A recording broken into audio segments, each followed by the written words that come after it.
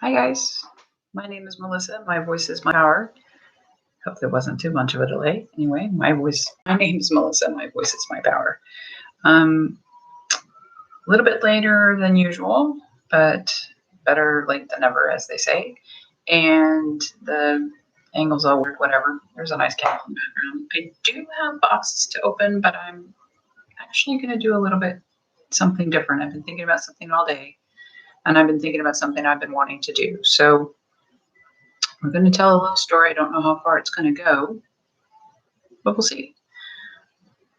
All stories start with once upon a time. So, once upon a time, there was a little girl, and horrific things were happening to her. And every time she tried to tell somebody about them, nobody did anything to help her. So, she told people and she told people and she told people, and nothing happened to her. Nothing changed. There were still horrific things happening to her. So, she lost her voice, she lost her power, and she struggled the best she could through the horrible things that were happening to her. And when she was in high school, she said, enough of this shit. And she left, finished high school, went to college, and started thinking about who she wanted to be and how she wanted to be. Hadn't really done any healing yet, but, was still trying to figure things out. And met a woman who shared her name. And that woman was a witch. And that woman invited her into her teachings and trainings and sphere of influence, I guess. And so the little girl started reading on her own, trying to learn, trying to absorb, being a witch felt good. It felt different. It gave her some empowerment so that she could handle things on her own. But she wasn't fully healed. She was just learning and searching. And then she left college and she went to the big city and she got a big job. And she met the right man. There were several frogs along the way, but she met the right man and they got married. And that wasn't happily ever after because she still hadn't found her voice and she still hadn't done the work of healing. She was broken. She was lovable, but broken. So she and the man had a couple of kids. And because she was still broken, just very angry. And I guess having those kids just triggered a lot of anger. So she was a good girl and went into intensive therapy. And therapy taught her meditation and visualization and grounding. And she started to get a little bit of her voice back. But she still had terrible, terrible nightmares about screaming for help, and nothing coming out of her voice, nothing coming out of her mouth. For years, she had this terrible nightmare. So she made it through therapy. She again tried to reconnect with her parents. Neither one of those attempts worked out well. So she just continued on surviving, raising her children the best she could, being the best wife she could be, and kind of had left the witchy behind, but still practiced it every day and learned all the time how different beliefs all came back around to the same thing. And that was that she was divine within her own soul. She didn't have to look outside to be fixed or healed. She just needed to find the power within herself. So she went back to witchcraft and practicing and meditation and prayer and grounding and breathing. And eventually she discovered that she had a voice. She had had her voice all along. And she had healed. She wasn't quite sure exactly what the final trigger was. And there are still some issues day to day. But overall, the happily ever after is still in the future and yet also in the present because all time is intertwined. And so the moral of the story is it doesn't matter where you start. It matters. And it doesn't matter where you're going to finish. It matters where you are today. So that's our little story. Clearly, it's a little bit about me. Actually, it's all about me. And I'm still looking for my voice. That's part of what this is. But, hopefully finding my voice helps somebody else find their voice. So I might tell versions of that from time to time or dig into more deeper pieces of it from time to time. But regrets, lessons, stuff like that. But I thought it'd be a good time to just kind of say, hey, this is the short version of why I talk to nobody, myself. I talk to myself on camera. So fun. So we do have a Witch's Moon box. We also have a Literally box. We're not going to ritual the whole. I've opened the ritual space.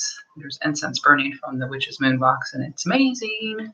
But I'm just going to show a couple of things from Witch's Moon. I also took a foot bath earlier from the salt from the Witch's Moon, which still smells very nice even under the light of the smell of the incense. Oh, here it is. Oh, you lost the sage. This the fir incense. So real quick about each of those because I'm actually more excited about a couple more things. But the incense, I think, was the salt bath, great giver, sacred salt. So Witch's Moon theme this month was Witch of Woods.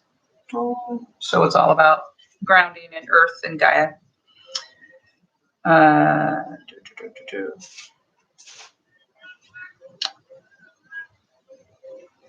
So the sacred salt, easing your energies into a grounded and protected state. And I will say I did a grounding during the foot bath.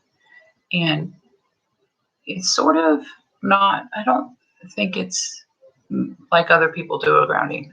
It's probably, I don't do a lot of circle light visualizations. I do for protection, but not for grounding. For grounding, I use the image of a tree. I am the tree. It's very clear. I can picture that tree so clearly that all its branches and the bark and the roughness of the bark, and I can feel it in the rain and the gray air and the full of foliage and a bunch of branches.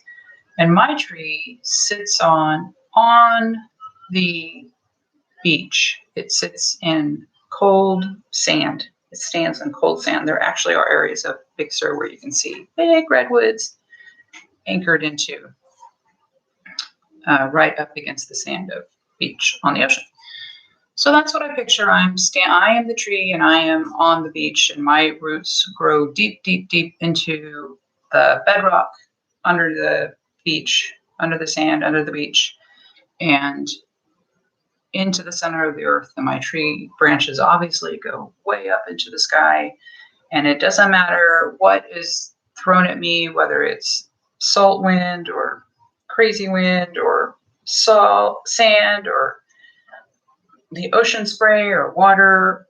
I'm so resilient against all of it. And the tree continues to stand. The tree withstands anything that tries to, you can't tug against the roots. You can't draw down the branches. You can't blow it over. I get some scars and scrapes, and I lose some bark and I lose a few leaves, but I'm overall resilient and still standing strong. So that's my grounding ceremony, and I did use it during the foot bath. So it felt really nice. The incense is to be burned during times of stress and anxiety, and I have been anxious the last couple of weeks, actually. A lot going on, but my schedule's changing, which means the schedule will change starting in May. We'll talk about more about that later, but that changing in the schedule is causing some angst. And there was a really shitty situation at work that caused a lot of angst. And my angst sits in my throat chakra, right? Because I have issues around my voice and communicating well, and that's where I feel it. So shitty things at work, sitting there, and schedule changing, my choice, but still sitting there. So hopefully that incense will kind of more, in addition to the grounding, which did calm me down, and breathing. I'm always breathing every day. I'm always breathing. That's how I get through the day-to-day anxiety, is just the constant breathing exercises, including that box breathing that we tried to do a couple of weeks ago that wasn't very successful as far as a demonstration, but we'll try and do it again some other time. What I'm most excited about in the Witch's Moon box this month that I opened the box, but I haven't opened this gift. I am somehow miraculously becoming very, very herbal. I do not have a green thumb. No green thumbs. They're brown thumbs. I don't kill the plants outright immediately. I've had a jade and something else that I have to go look at it in glasses, growing in glasses that, they started from cuttings. They have been in cups, glasses for literally over 5 years because we've been in this house for 5 years and they came with us in glasses from the old house. And they had been in glasses for years in the old house. They're still in glasses. Sometime within the next month, they're going to go into pots because they're actually still very happy. They're healthy. They're growing. They've just been stunted in their glasses. I started sage from cuttings from the herb packets you get at the grocery store. So look at all those beautiful roots. The sage is doing really well. There's some rosemary that's still alive. There's an ivy I've taken a cutting for. Lunarly sends you a plant every other month. So that's why I like Lunarly. Every other month. You get a box every month, but one box it's a candle. So what I'm talking about, I'll show you real quick. This month, Lunarly, my candle is Likey, silk tree blossom, and bamboo. These candles are amazing. They're huge, hefty. They last a really long time. I'm still burning the one I got from 2 months ago, although it's almost at the end. So good time. And then every other month that you don't get a candle, you get a plant. I'll show you that last month, I'm sure. So yeah, I'm keeping plants alive. Keeping plants alive. It's amazing. And I'm playing more with herbs. I actually made my own facial the other night. Facial wash from, I forget the name of the brand of it. It's a big old thing you buy in a jug and you mix it in proportion to make all kinds of soaps, right? You can make a laundry soap and just soap and baths. So I followed its instructions and made a facial soap with a facial cleanser with that and water and witch hazel and tea tree and chamomile and lavender because I do that just before I go to bed. So the tea tree, they recommended to oomph the soap, and I put in the lavender and chamomile because I had oils on hand. So I'm really becoming sort of an herbalist. So in that vein, Witch's Moon, like they just pick up on the energy of the universe, right? And they sent. We'll get to that later. This month's box is a republished book by Scott Cunningham, well-known witch author. No longer with us. Thank you, Scott, for your contribution to these universe. But they've repackaged his Encyclopedia of Magical Herbs in a beautiful green binder, gold gilt. Just obviously that was the first one. Oh, look at the gold along the edges there. And it's just his original work reprinted. So excited. You might remember last month another little mini herb book from one of the other boxes.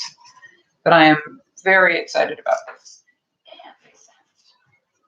And a beautiful book holder, right? To prop up the book you're reading from, or your grimoire, or your book of shadows, or the book of the month that you're trying to read before your book club meeting. So, just gorgeous. Very exciting.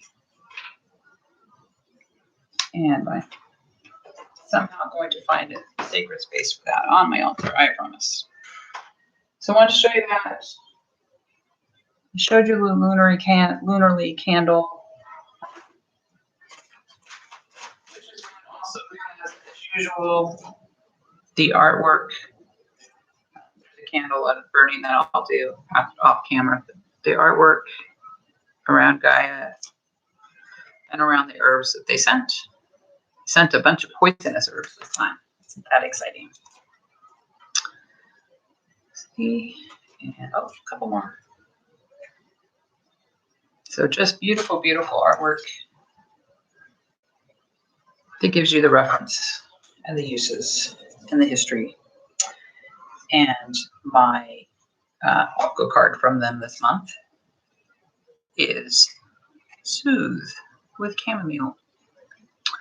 So, gosh, didn't I just talk about doing chamomile and lavender in my facial soap? Yep, pretty much the theme of my life.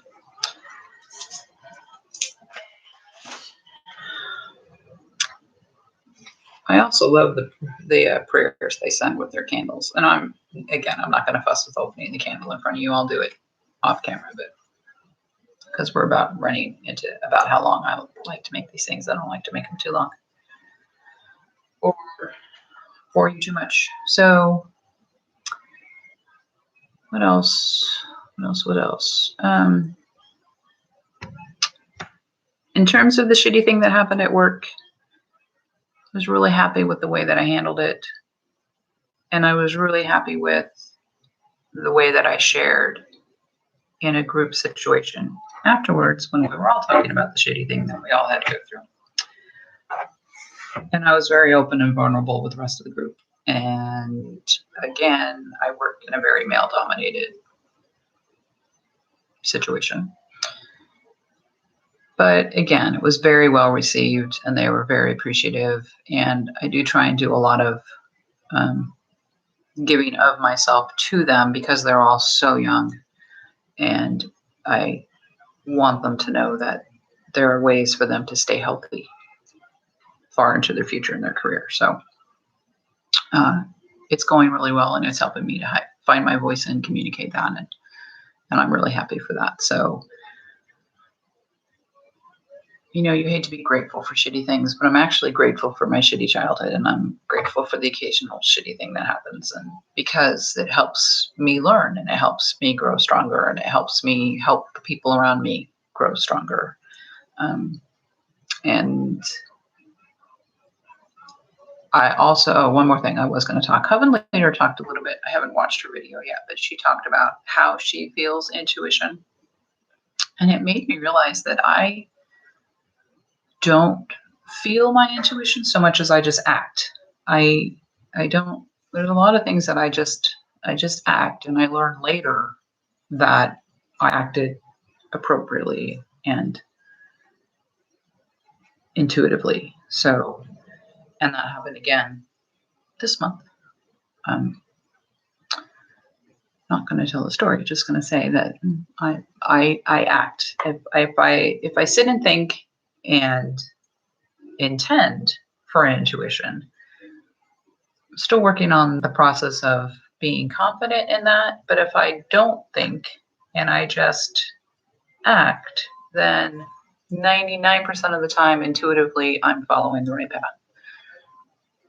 So I'm going to trust that eventually these videos are going to find their way out into the universe and people are going to find me, and some little kernel of what I say will help one or two people along the way. I don't need to save the world, just one or two people at a time so that they can go save the world. So with that, I'm going to leave you. Again, in May, the schedule will change, but it doesn't matter because right now nobody's watching anyway. If you do find me and you like me and you want to share me, and please spread the word, I would appreciate that. But again, if, you know, it's just me talking to myself because that helps me process as well. So have a good week. Practice self-care. If you don't take care of yourself, you can't take care of anybody else. And in the meantime, I hope you're very, very blessed. Ciao.